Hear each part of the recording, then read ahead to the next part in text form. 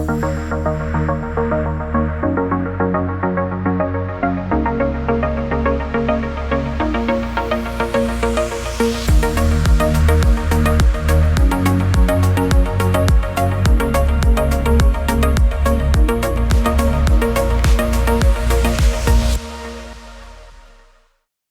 good morning, everyone, and welcome to this second afternoon of the 15th edition of the Toronto Global Forum.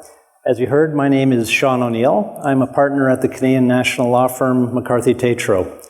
I'm based here in Toronto, and I'm the head of our National Power Industry Group. Today, I have the pleasure of hosting this session entitled Hydrogen's New Moment. For the next 45 minutes or so, I will moderate this discussion with our three speakers, who you can now see on the screens. And we'll discuss hydrogen as an essential part of the global energy mix and its potential role in achieving net zero emissions in 2050. We had intended to save a few minutes for questions at the end, but I don't think we have the technology to do that. I was going to say that anybody could raise their hand, but I can't actually see anybody with these lights. But if anybody desperately does have a question, just yell out, and we'll save some time at the end of the presentation. So please allow me to introduce our speakers for today's discussion. And we're very fortunate to have three distinguished leaders in the hydrogen industries with us here today. I'll introduce each of them individually, and I'll give each of them the opportunity as well to discuss and introduce their respective organizations. So first, and starting at the middle of the screen, I'm pleased to introduce Dr. K.R. Sridhar, who's the Chief Executive Officer of Bloom Energy. K.R. is the founder, chairman, and CEO of Bloom Energy, And Bloom Energy traces its roots to work performed by K.R. for NASA's Mars exploration program. Prior to founding Bloom, K.R. was the director of the Space Technologies Laboratory, STL, at the University of Arizona, and a professor of aerospace and mechanical engineering. STL won several nationally competitive contracts to conduct research and development for exploration and flight experiments to Mars. K.R.'s work for the NASA Mars program was recognized by Fortune magazine, where he was cited as, and I will quote this, one of the top 5 futurists inventing tomorrow today. He is one of the early pioneers in green tech and served as special advisor to the New Enterprise Associates on many technical committees, panels, and advisory boards, and has over 50 publications and several patents. In 2016, he was selected as a member of the U.S. National Academy of Engineering. He has his PhD in mechanical engineering from the University of Illinois, Urbana-Champaign. But despite all these credentials, K.R., I don't think you've ever been to Mars. That was intended to be a joke. So, but I hope you will tell us a bit more about Bloom Energy. Please welcome K.R. Thank you so much. And while I've not been to Mars, we believe in green. So this is an appropriate topic in terms of hydrogen. And it also comes from us thinking about Mars during those days as how do we make that planet that's uninhabitable today into a habitable place. And we took some of those basic principles and said, we have a sustainability problem here on Earth, and the Martians aren't paying good money, so might as well look at this opportunity where we can do good and make good, talking about prosperity and hydrogen together. And so hydrogen as an energy in the energy mix is not alien to us, because all of Earth's energy in one way or another can be traced to the sun. And in the sun, it's hydrogen and the fusion that creates that energy in the first place. However, on Earth, hydrogen is not a fuel. It is not a primary energy source. It is purely a carrier of energy or a storage medium for energy. And why the time is now and what it is something we'll go into. But at Bloom Energy, when we started the company, we took that technology of how to make fuels like hydrogen using our solid oxide platform and reversed it in the first place to take natural gas, or biogas or hydrogen and produce reliable electricity on site. So we are a company that makes on-site electricity using a fuel that's locally available, with no burning, no combustion, and creates electricity at the lowest carbon footprint, even if you go with natural gas, zero carbon footprint if you went to biogas or hydrogen, and does so with three attributes: cost predictability, reliability and resiliency, and sustainability. Because we don't burn the fuel, we don't create any air pollutants. Now, we created the platform in such a way that you have something very similar to a computer server blade. So these are what we call the Bloom Energy servers. And you can stack them along to build it all the way from powering a Home Depot store or a Walmart store to powering subdivisions of cities or major factories. Now, we built the technology also in such a way, knowing that one day we would want to go back to Mars, so to speak, to the Mars mode, and actually use electricity to be able to produce hydrogen. And so the moment has come now where we have commercialized this technology. So in a way, we play in the hydrogen space in two different ways: to be able to consume that as a fuel and produce very high efficiency electricity, or to be able to take green electricity and produce hydrogen. So we have a multifaceted play in this area, and I'll be very happy to discuss that. Happy to be here this afternoon with all of you. Thank you for those opening remarks, KR. Let's now move to my right of the screen, Dr. Aaron Hoskin, Senior Manager, Intergovernmental Initiatives at Natural Resources Canada. So Aaron is the senior manager, is responsible for federal, provincial, and international activities within NRCan's Fuel Diversification Division. He has many years of experience in fostering greater production and use of low-carbon fuels, and has led and supported various programs and policies with the goal of decarbonizing Canada's economy. Aaron was closely involved with the hydrogen strategy for Canada and has worked on the electrification of transportation, electric and alternative fuels infrastructure, and the greening of our government's fleets. Aaron has represented Canada internationally on several initiatives under the Clean Energy Ministerial, and he has a PhD in chemistry. Aaron, we very much look forward to hearing a lot about Canada's hydrogen strategy from you today. So thank you for joining us today. Absolutely, and thank you. Thanks everyone for the opportunity to be here. Unfortunately, I couldn't be there in person. I planned to be. Before I start, I do want to acknowledge the fact that I am speaking to you from Ottawa, which is the traditional and unceded territory of the Algonquin and Anishinaabe First Nation. So hydrogen, as the previous speaker mentioned, hydrogen's been around for a long time.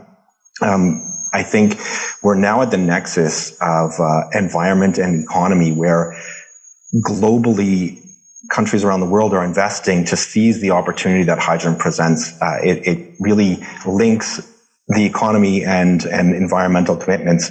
We're seeing lots of announcements, for instance, at COP that last week and this week related to hydrogen. Canada's been playing in hydrogen, leading the world in hydrogen for more than a century, actually. The hydrogen story is really a Canadian story. A century ago, we filed the first patent for large-scale clean hydrogen production, and we continue to lead the world for technologies that use hydrogen. If you look around the world, the vast majority of hydrogen deployment that's happening is using some aspect of Canadian IP, and we continue to lead the world to this day. There's trains using our technologies in Germany. There's buses in pretty much cities around the world. And we're now ramping up our production of clean hydrogen that can feed into the growing momentum and demand for clean hydrogen for all aspects of decarbonizing the global economy. Building on this, and over the last 3 years, we worked with industry, government at all levels, Indigenous peoples, and non-government organizations to inform the development of the hydrogen strategy for Canada. And now just a year ago, in December of 2020, we did release the hydrogen strategy for Canada, which really provides that framework and call to action to bring together all of the key stakeholders and interested parties across the value chain to grow the production, distribution, and use of clean hydrogen, both as a key pillar of our climate plan, our path to net zero, but also to become a supplier of choice to the world for clean hydrogen and the technologies that use it. We have vast resources. We have one of the world's cleanest electricity grids. We have all of the feedstocks required to produce very low carbon hydrogen at a price point that the world wants. And we're really focused on low carbon as opposed to looking at different pathways. And you may hear internationally colors are used for describing different pathways. In Canada, the strategy for Canada doesn't focus on colors. Everything except gray is on the table, provided that the carbon intensity is driven down over time. For hydrogen to be part of our long-term sustainability and path to net zero, that carbon intensity has to approach zero or get to zero over time between now and 2030, 2050. Hydrogen opportunities exist across the entire country in various different end uses, whether that's freight or marine or mass transit, light duty passenger vehicles. We're looking at heavy industrial processes, areas of the economy where you cannot electrify or where electrification is not technically or economically feasible is really the prime location where you can see large-scale hydrogen deployment starting to happen. The strategy itself points to a number of opportunities across the country, and it really identifies the need for a combination of large-scale signature projects, and we're seeing some early investments happening to grow clean hydrogen production, as well as multiple end-use opportunities called hydrogen hubs, which bring together stakeholders across the entire value chain to de-risk those early opportunities, to de-risk the investments, ensuring that supply and demand grow at pace so that you can grow together and address all of the common issues or challenges together to grow that opportunity. The strategy also looks to position Canada to be that supplier of choice for hydrogen, as I mentioned. And so we're working internationally as well through the International Partnership for Hydrogen Fuel Cells in the Economy and through the Clean Energy Ministerial to ensure that Canada is ready as the world looks to deploy more clean hydrogen. We're also continuing to attract foreign direct investment on the shoulders of the fact that we have some of the world-leading industry.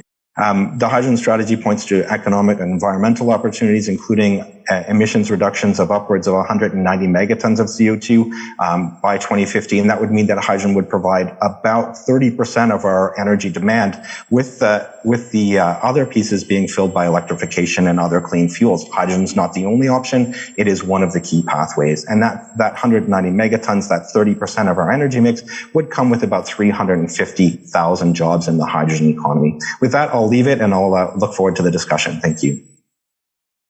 Thanks very much, Aaron. So last but not least, and to the left of our screen, Mr. Chris Shelton, Senior Vice President, Chief Product Officer, and President at AES Next. Now at AES Next, Chris is responsible for developing high-value, technology-enabled growth for AES's portfolio of businesses. These efforts are driven by innovative business models and technologies. And Chris, you've listed several here: energy efficiency, digital customer engagement, automation, renewables, and e-mobility. Chris has over 25 years of technology-related investment and business development experience and has helped lead new business efforts at AES, including the development of their world-leading energy storage business, which has since become Fluence Energy. Chris also supported the acquisition and integration of AES's fast-growing solar business and their investment in an expansion of Uplight, which is a leading customer action platform for the utility industry. He's also pioneered the launch of innovative retail energy business involving the bundling of environmental offsets with customer electricity consumption, and began the first of AES's wind development efforts. Chris, it sounds like from all this, it sounds like AES is not the traditional sleepy power utility that we sometimes think about. I'd be curious to hear what makes you particularly proud about AES and your company's efforts. Sure. Well, good to be here, and thank you for the introduction. At AES, our purpose as a company is accelerating the future of energy together with our customers and stakeholders. And it's quite a rewarding purpose to be working in relation to, because people really enjoy electricity and clean energy. And so today the company is really focused on two primary business models. One is delivering clean energy as rapidly as possible, largely in the form of wind, solar, and battery across 14 different countries, and also the development of new technology businesses and new business models. And you mentioned Fluence.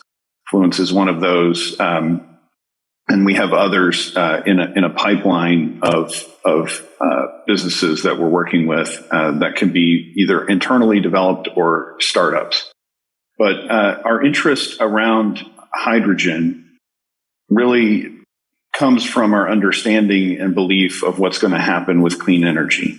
So we know from the experience curves that we've seen for wind and solar and battery, and particularly solar and battery, that we can expect clean energy to be ubiquitous and low cost, very low cost. And so we think, as these experience curves continue and as the volume of deployment of solar and battery continue, we can, in combination with wind, we can decarbonize 90% of the electric grid just with wind, solar, and battery technologies we have today. But if we really want to decarbonize the economy, we have to go beyond the grid itself. And there's an interesting synergy that starts to happen when you think of serving off-grid demand for clean energy. And in the case here, obviously, we'd be talking about green hydrogen primarily. You can build out and massive amounts of wind and solar, and by putting in a load in the form of the electrolyzers for hydrogen, you now have a controllable load source or a demand for clean energy that allows you to solve the equation for the whole system, because now you have dispatchable demand, and you can from the perspective of today's grid, quote unquote, overbuild wind and solar, and then you can flex in and out of that controllable demand. And this actually completes the picture, and several independent models show this. If we want to get to net zero by 2050, this is how we're going to get there, with wind and solar as primary sources and with controllable load in the form of hydrogen production and eventually electrofuels. So we're excited about that vision. We think in the near term, there are niche applications, and we do need incentives to get started, to scale these technologies. But the combination of wind and solar and battery and electrolyzers is going to put us in a very exciting place by 2030. That's our view. And then we will need broad industry support to allow these technologies to compete head to head with fossil fuels for industrial uses and other fuel uses that we see in the world today. But the models show we can do this. And an exciting aspect of these models is we can do all of it with the same energy cost per GDP or energy cost per capita that we have today. So it's not going to break the bank to pull this off. If we do all of this, the demand for electricity and the clean energy will be 3 times what the current grid size is today. So it makes it one of the most interesting business opportunities out there in our perspective. Well, certainly listening to what all you gentlemen have said, there's definitely a great promise here, both in terms of climate change goals, also in terms of economic goals. But just to level set here slightly, so we've mentioned the different colors of hydrogen, but there's really only 2 ways to make hydrogen. As I'm one of the few people on the panel here who doesn't have a doctor in front of my name, but basically it can be done through either splitting methane, and that's done through industrial processes, which are, I guess this is where we get into the color coding. If those methods do not produce or are not paired with carbon capture, then that's so-called gray hydrogen. The other method of producing producing hydrogen is through electrolysis, so using electricity. And there, depending on the type of electricity that's used, if it's renewables, then it's green. If it's nuclear, it's pink. But we also have black and brown. But just given, obviously there's the goal of net zero, but just speaking to where we are today and looking back at the recent evolution of hydrogen, like what do we currently have with respect to hydrogen? What have we achieved, and what have we accomplished in terms of hydrogen production at this point? Maybe I could start with you, KR, and you could level set in terms of what the world looks like today for us. Sure, that's a great framing from your perspective on the question. So let me take a few minutes to address it because I think both the other speakers can leverage off that. When it comes to renewable power, because of intermittency, you need to firm it up. And firming comes from storage. As you heard from Chris from AES, you have battery storage, you have hydrogen storage. What's the basic difference between the two things, right? Battery storage is for short term, and it is within the same physical area that you would do it. You wouldn't charge a battery in Australia and ship it to Singapore, right? As an example. Hydrogen gives you long-term energy storage and allows you to ship energy over long distances, just as today we are shipping oil. So imagine the 100 million barrels a day of oil that we have to replace, and some portion of it will still be not electrified for a long time to come. And let's remember, we are doing this in a hurry to fight climate change and not put as much carbon dioxide into the atmosphere as we are today. So if you did that, it is very clearly, as Dr. Hoskin said, it's not about the color of the hydrogen. As long as we are able to produce net energy with a lower emission into the atmosphere, it's fair game because you're doing good towards that goal of getting to zero. So take Canada as a good example. You have so much, and because this conference is in Toronto, let's just walk through that. There are other ways to think about it in addition to what you said. You have a tremendous resource in hydropower. You can be shipping that hydropower and competing with very low cost, large scale solar and wind renewables out to the south, to us as your neighbors. Or you can be using that hydropower to produce hydrogen and getting into hard to decarbonize industries where the value of that carbon reduction is very large, and that is zero carbon fuel. Right? So there's an opportunity. The second opportunity would be that if you ship the natural gas that you have, which is the cleanest of fossil fuels today, as is, doing carbon capture in retail, so to speak, is really difficult. But in large scale, you can create a lot of blue hydrogen. And that carbon capture technology is not any more difficult than everything else we're talking about on the other side of completely changing the energy mix. That blue hydrogen can go and prime the whole hydrogen infrastructure for the world. So these are immediate opportunities with which we can start because the scale of what we are talking about is very, very large. And it is going to take decades, even at breakneck speeds. And the more we do to take the technologies that are available today and keep investing in what we do, that's one way to think about it. The second thing, why today? Two simple reasons, right? What is the timing issue? One is the low cost and ubiquitous ways in which we can produce renewable energy, electricity, compared to where we were a decade ago to where we are today. The second one is electrolyzer technology. This is where we at Bloom feel extremely fortunate because unlike the other PEM and alkaline electrolyzers you've heard about and seen, a high temperature electrolyzer, by definition of science, will give you much greater efficiency, 10 to 15% if you just use electric. But if you use waste heat or solar concentrated heat, up to 40% energy efficiency, advantage. And 80% of hydrogen cost is the energy cost going in. So if you can get that kind of advantage, it is a tremendous win. And this is why we are super excited to enter this part of the energy equation commercially today. Aaron, maybe we could get you to respond to that or to build on that. Please. Sure, absolutely. Thank you.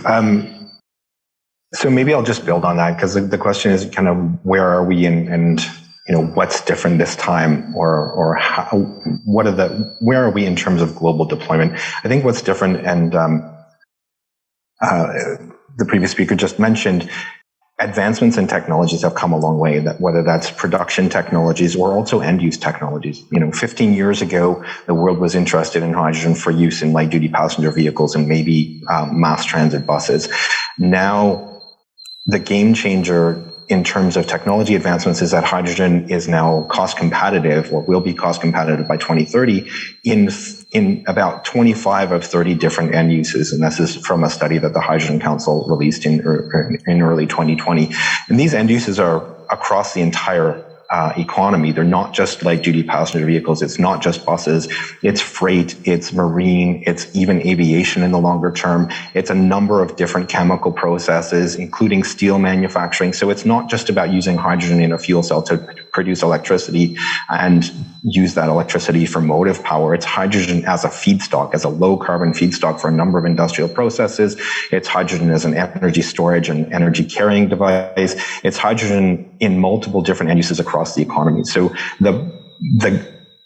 the entire business case has changed, because now you can make one clean molecule and use it to decarbonize pretty much every aspect of the economy as part of that picture towards net zero. And that's also the game changer, the climate imperative, the fact that the world has committed to being net zero. Hydrogen is one of the only pathways that gets us there. And so in the past, there was hydrogen as an opportunity, yes, economically and also in environmental opportunities. But when the world started to commit, and Canada was the first country to actually formally commit to being net zero and make that a law through legislation, that was really a game changer, because hydrogen really is at that nexus between the environment and the economy. It enables an entire energy transition. It enables us to use our conventional energy resources and remain competitive in a net zero future. It enables us to use and lever our existing skilled labor force and some of the infrastructure to transition to a net zero future as well, using hydrogen produced,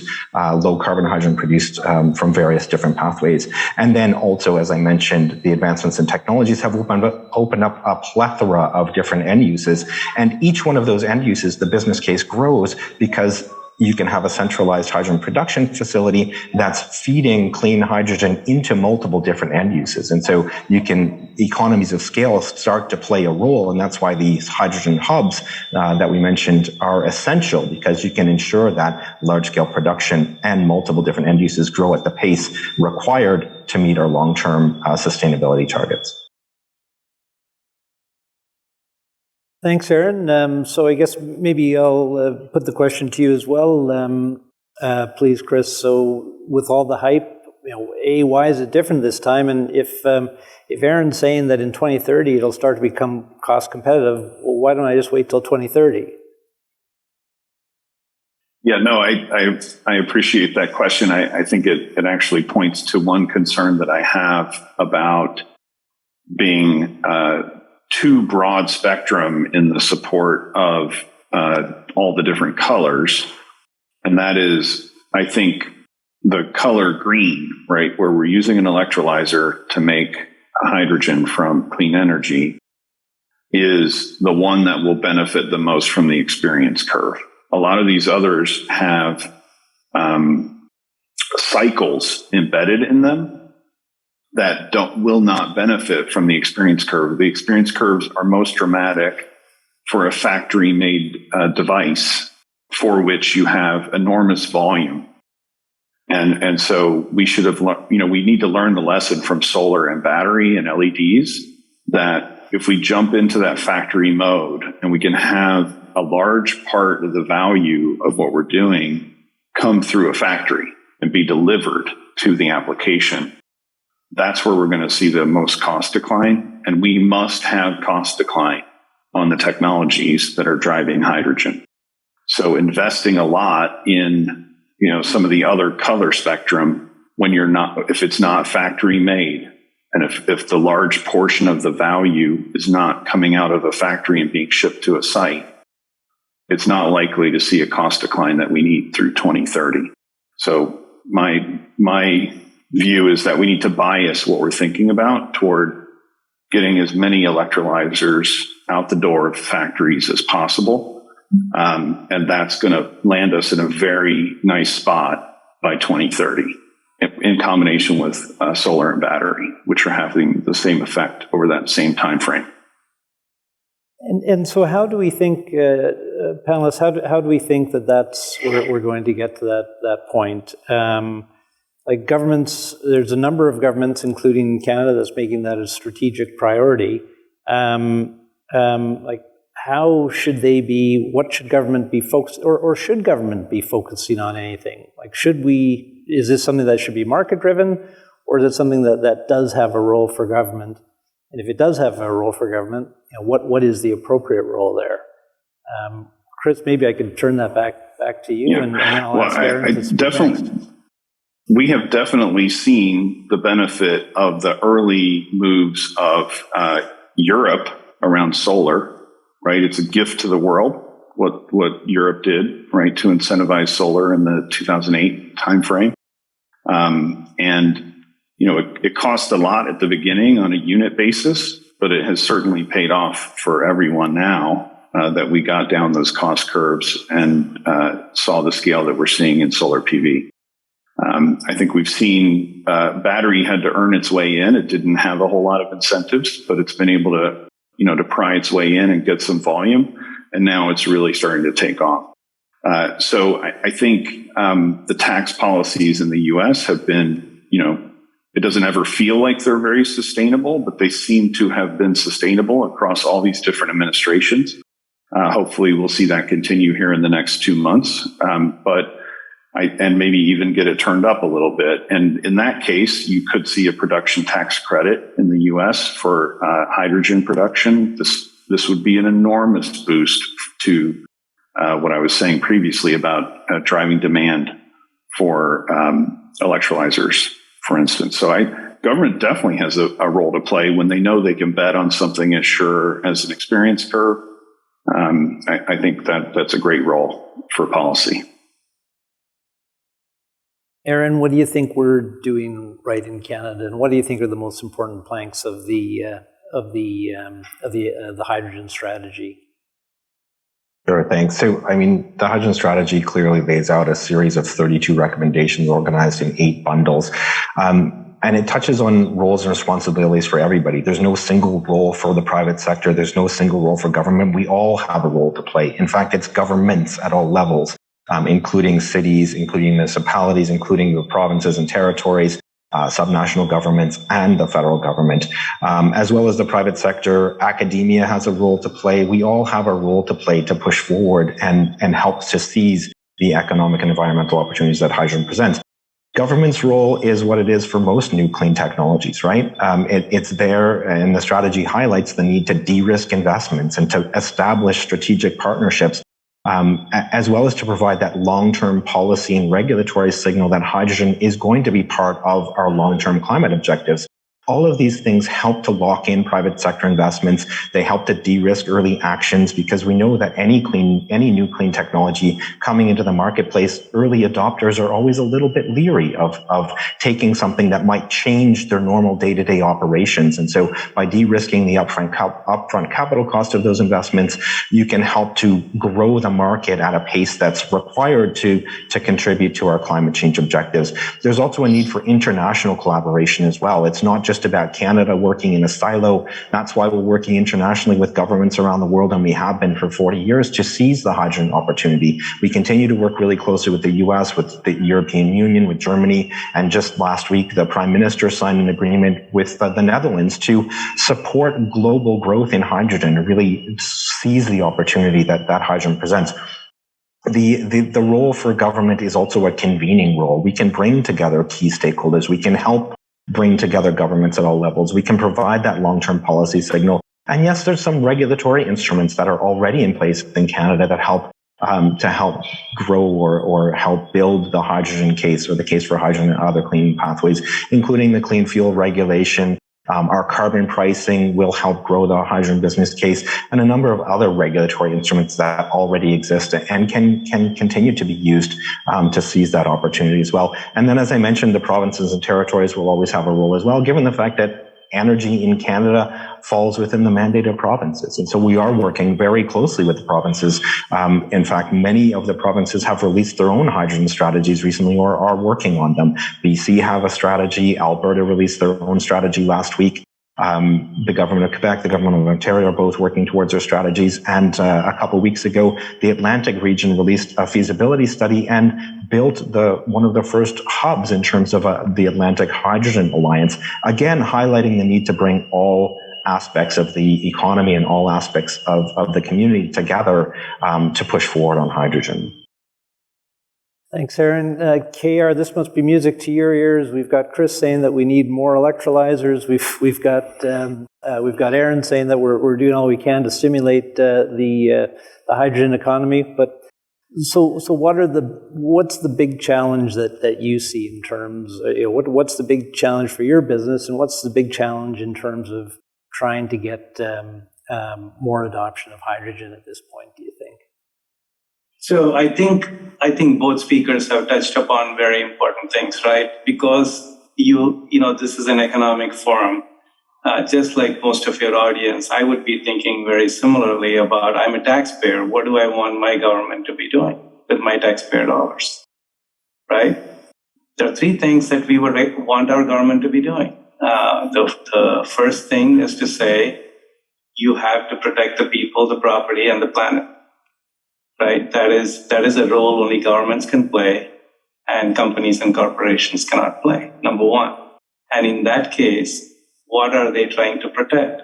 They're trying to minimize the amount of carbon dioxide in the atmosphere. So what does the signaling need to be? There needs to be some kind of a carbon pricing, whether it comes in the form of incentives, as Chris talked about, of a production tax credit, investment tax credit, things like that, or whether it comes in the form of a carbon tax. There needs to be a signaling that drives towards that. That's one aspect.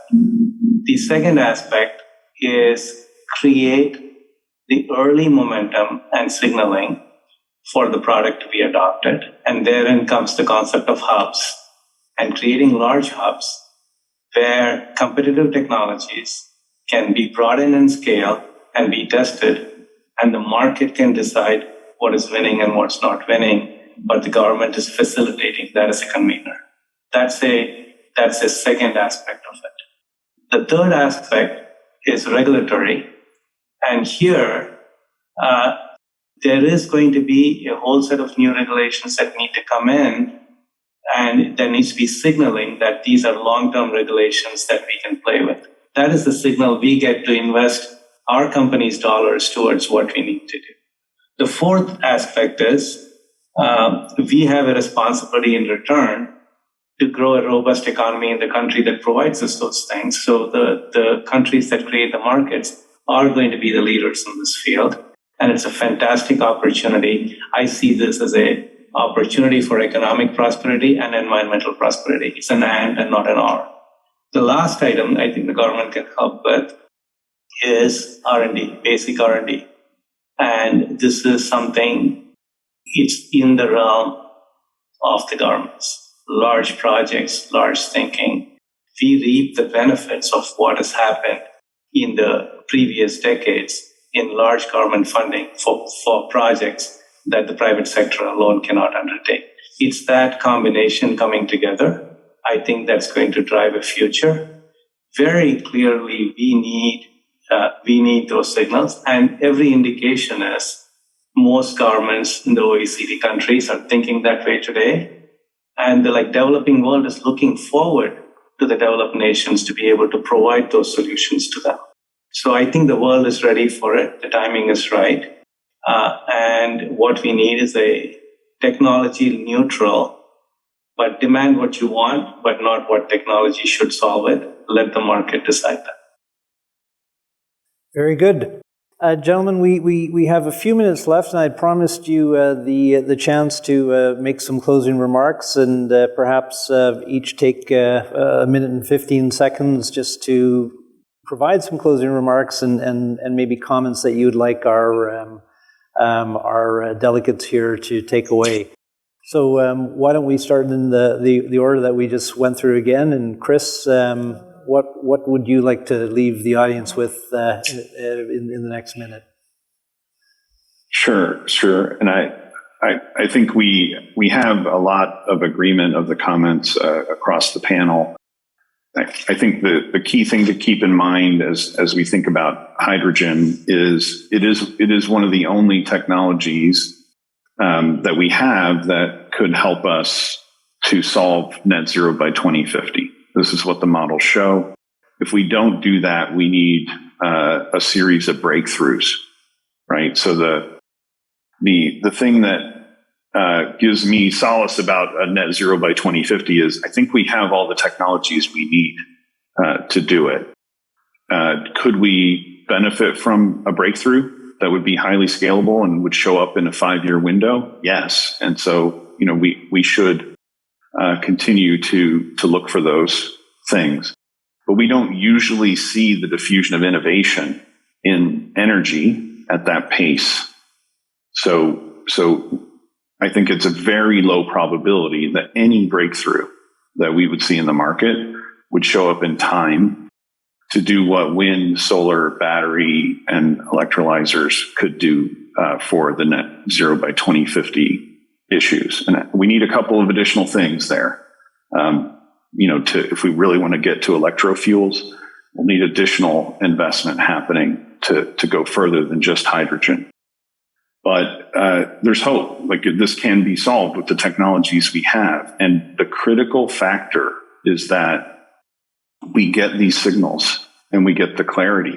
We have to have the clarity on the price on carbon, as was mentioned. That is, and it needs to be broad spectrum so that value of the carbon avoidance is showing up in the right places in the economy.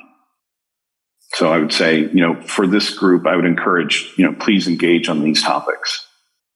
Thank you, Chris. Aaron, to you, 1 minute, please.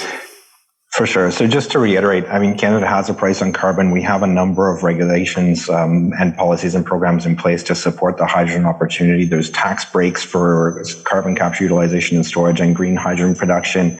There are a support to grow the clean fuels production across Canada. There's a $1.5 billion clean fuels fund. There's the SIF, so Strategic Innovation Fund, Net Zero Accelerator, that's investing $8 billion to decarbonize industry in Canada, and hydrogen fuel switching is one of those pathways that they're looking at and already supporting as well. So the tools are already there, the policies are in place. Canada has all of the natural advantages. We have world-leading clean tech companies. We have the natural resources, whether that's clean power or conventional resources, and world-leading carbon capture, utilization, and storage, as well as world-leading nuclear and small modular reactor technologies. All of the pieces are here in Canada to attract foreign direct investment. In fact, we've attracted more than almost $1 billion in foreign direct investment just in the past 2 years, based on the shoulders of our world-leading clean tech and hydrogen industry. We're also ready to supply that clean hydrogen into markets around the world, whether that's Asia through British Columbia, or into Europe through our Atlantic provinces, or across the border into the United States and around the world. We're ready. We need to attract more foreign direct investment, but we also need to seize that export potential. And we're ready to work with industry, governments at all levels, and the private sector to push forward on this. Thank you. Thanks, Aaron. Last word to you, KR. I've got 55 seconds for you. Okay, I'll keep it short. There are two big things that we need to understand. This transition is humongous. It's going to take partnerships between private sector, public sector, academia, everything else. Partnerships between companies, partnership between nations. We as a company, Bloom, focuses both on what is doable today and the art of the possible for tomorrow. We have our feet planted on both sides. So we are happy to partner with anybody and everybody that wants to see this big problem solved And these partnerships are how we are going to solve this problem. The last point I would make is climate change is about carbon dioxide and a race against time. Better cannot be the enemy of good. We need to do both. Blue hydrogen, pink hydrogen, green hydrogen. Thank you very much. Gentlemen, greatly appreciate your comments. I like to, from the sounds of this, it sounds like there's great promise there. The hype is worth it. Sounds like we still need to be patient, but there is a solution for meeting some of the challenges that we face. So thank you. If you would please thank our guests, I would be grateful, and your time is appreciated.